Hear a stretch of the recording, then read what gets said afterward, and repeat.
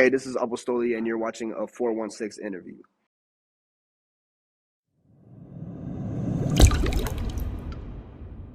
First question I wanted to ask you is when did you start creating music?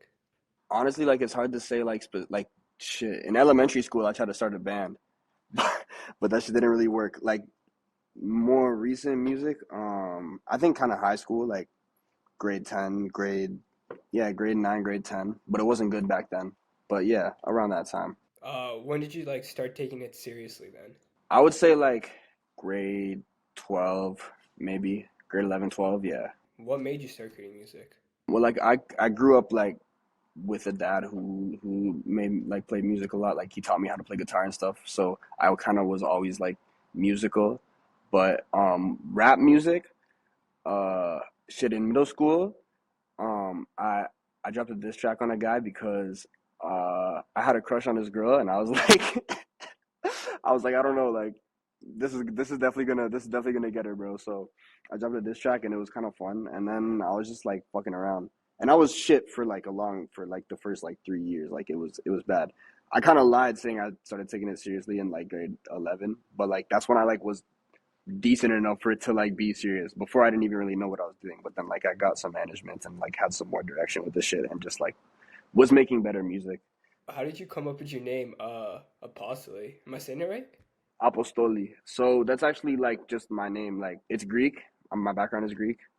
It means apostle, and like I have like a white name, but that's what like my Greek side of the family has always called me, and I just thought it went hard. I used to have an old rap name that was super corny that I phased out. Why did you go with your name rather than like coming up with like a rap name or whatever, like most people do? I just think it's different, and like like I'm not gonna lie, like one of the thoughts was like, oh, like in an interview, someone's probably gonna ask where does that come from, and I can be like, oh, that's just my name, which is like a sick answer. How would you describe the music you create? Fuck, I guess alternative, like underground hip hop, whatever, like maybe a little bit emo, maybe a little bit grunge, but like kind of just shit. I would say it's avant garde. I'm like the Rick Owens of music. In your Spotify bio, it says like you're the first rapper doing it with 2 degrees, putting on for like Laurier and you Waterloo. I want to ask, like, what program are you in? So I'm doing a double degree in computer science at the University of Waterloo and business administration at Laurier.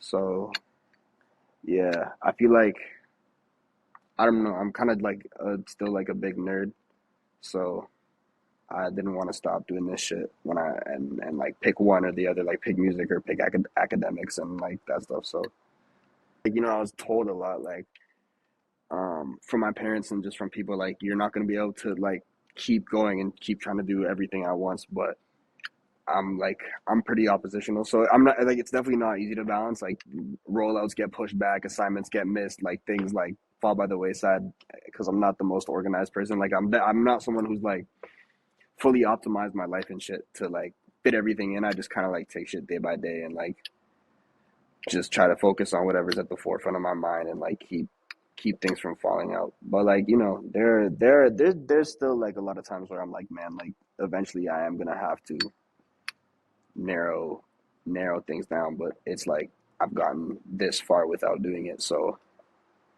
just don't stop. All right, then let me ask you this. Say if someone else was in your shoes, right? Like trying to become an artist, trying to become like a well-known artist while being in like uni or like post-secondary, would you tell them to like just focus on one and drop the other? So either, stick to the uni route or like fuck uni and then just go straight to like, put everything into being an artist. For me, a big thing is like, what do rappers do when they retire? Like, a lot of them have a whole lot of money, but you see like athletes and artists and people who like eventually you're not touring anymore. Eventually, your album's not selling the same amount of units, and you had made a whole bunch of money over your career, but you did nothing with it, and you didn't know what to do with it. And you either have to like hire people or whatever, but like if you have the right the skills and the knowledge of like the industry and shit like that, you can take your money and do better stuff with it, or like find like yourself a role in the regular world if you really want to. So I would say always like keep going, but at the end of the day, it depends what you're really passionate about. Like for me, like I'm in computer science because like I I enjoy like sitting down and writing a bunch of code the same way I enjoy sitting down and making a song. But a lot of people aren't like that. So really just do I think the best advice I can give is just make sure that you're like looking out for yourself in the future and not just right now, but also like look out for like what do you see yourself doing. Are you originally from like the Kitchener area, Waterloo area? I'm from Hamilton. I was originally gonna actually go to McMaster for engineering, but I came to the Kitchener Waterloo area and picked this program because my manager and all my buddies were located out here who make music. So that's why I came here. Growing up in Hamilton, what's like the music scene out there? What are people bumping out there? It's a mix, like you got like your areas around that are all like white folks probably bumping like whatever, I don't even know, country music and like Taylor Swift. Then you go to the north end and it's like Bear Toronto rap and shit like Houdini and Doobie and things like that. And I mean shit, there's artists like coming out of Hamilton. There's Lil Oti who's like amalgamated himself with the Toronto scene. And Bronclair's from Hamilton too. Shout out Bronclair, he's hard as hell. And he's popping.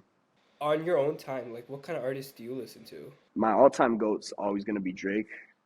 Summers just dropped the album, so I'm listening to Summers right now. I fuck with my bro Kid Quasi. Shout out to Quasi. He's the next goat. He's the next Drake. I listen to him all the time.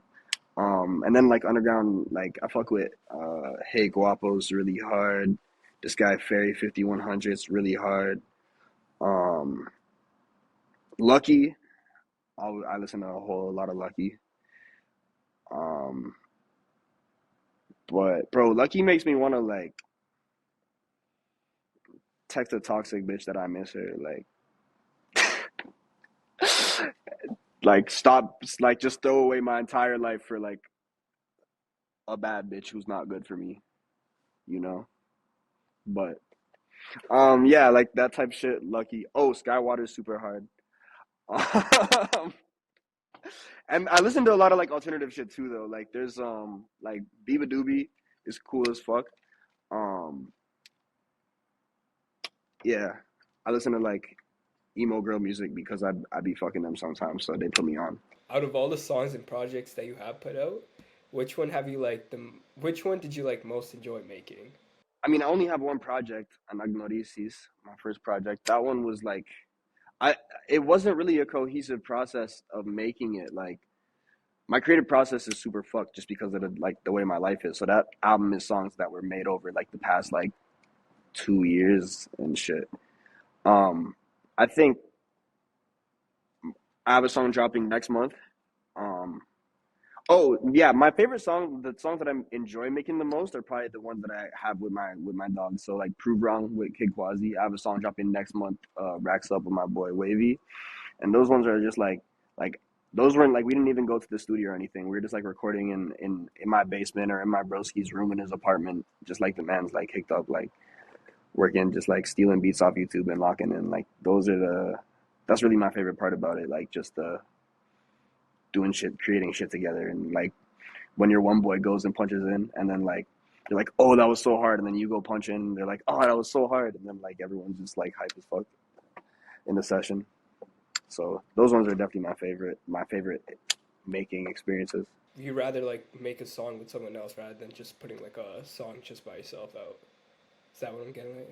Yeah, I think so. I mean, I obviously enjoy making music, but when I'm making a song by myself, I think a lot more because like I'm like when you're with your bros making music, like you don't want to be the guy who like goes to punch in your verse and like you're sitting there thinking about it for 30 minutes. So like I kind of like the pressure doesn't like actually make me crack. It just makes me like stop thinking and just like go and like put a verse down and whatever. So those ones are way more fun. When I'm making music by myself, it'll be like a 20-second like section of a song that I spend like an hour re-recording or like changing one word of it because I'm like, oh, is this better? Is this better? So it's like it's definitely not like a beautiful process, but it's like a obsessive one, and like the finished product when it's like a finished product, it feels worth it. You're part of a label called Music Most Wanted, right? Yeah, music's most wanted. Shout out the gang label collective in like I think grade 12. Okay, so I used to be part of another collective called Celebrity Shit. That shit died, but there's this one artist and it's super hard. Young Eli, that's my dog. Shout out to him. Music's Most Wanted had been on my radar because my bro Jago, he went by a different name at the time back then, but yeah, he had joined up with it, and I had tried to like tap in with them when Jago joined, but um I don't think they were taking new members or my music wasn't there, whatever. So I went off and I fucked off with these other guys, and then eventually I circled back. So I think this was like probably grade 12 that I like clicked up with them for real, and yeah, since then we've been working. Who's a part of Music Most Wanted collective right now? Right now, it's me, Apostoli, Tronaji, Jago, and Wavy, Wayv, and then there's Devon Tree Peep the Kicks, who's our manager, and he's really the whole thing. Like he's the life and spirit of the operation. If we all listen to him, shit would be popping by now, but it's just hard to organize. Like being a part of a collective now for like a bunch of years, what are like the pros and cons of like joining like such a thing? Um, I feel like it definitely depends on the collective that you're a part of, but I think in general, for me, is that like you are doing it with your bros. It's like if I was doing this shit by myself, I would have lost motivation a lot, a longer time ago. And like, I think I'm just kind of a collectivist person. Like, I like to when there's something like larger than myself, it's easier to, and then like that extends to like marketing and branding and shit. Like, there's like a brand that is not just you, that like if one of you grows, the brand grows. If the brand grows, all of you grow. So there's like that type of feedback mechanism that like allows you to push yourself further, and you also just have that support system and like a common goal, and people working together. So yeah, What kind of advice do you have for like new artists coming into a game? don't listen to all that shit in every rapper's song. They say, "Oh, I did this shit by myself. I got it all by myself. Da-da-da, I didn't need nobody." They're all fucking capping, even if they're independent. Russ, he did not do it by himself. Just because he didn't sign to a label doesn't mean he didn't do it by himself. This guy definitely has a manager, PR, etc., etc. This guy definitely has an accountant. Like, no one is doing everything by themselves, and like, the more you like feel like everything has to be on your shoulders, um, and then like it'll just get stressful and overwhelming, and you won't know what you're doing because there's no way you know everything that you need to be doing when you're making the music, when you're trying to like roll out music. Like, it's more than just make the track, it's more than just post on TikTok, it's more than just like release the song and do shows. There's like elements of it that you can't do all by yourself and that you won't even know about. So I think early on, as soon as you are good enough that you have like a real product, like real music that people will want to listen to, like find the people that you can trust, who like are down with you and who you have a vision with, and lock in with them and stay with them. Um, don't don't compete, like compete with your bros, like try to push each other higher, but don't like get jealous. Don't look at people getting opportunities and say that should be me. It's like just figure out how they got it and make it happen type thing. Any new projects people should look out for? I got a song dropping, like I said, with Wavy on the 13th. But projects, no. But I'm performing 2 shows this weekend. I got one on Friday in Kitchener opening for Jay Critch, and then one Sunday in Toronto opening for Slump Sixes. So people should definitely pop out of that shit because it's gonna be awesome. Dead Egos 2, Sunday, September 24th. If you're at the first one, or if you heard about the first one, that shit was awesome. So definitely tap in with that. No, you can't come to a maze just cause you got my agenda. I'm trying to get high, play on fashion, where's your paraphernalia? Hey, yo, got funny.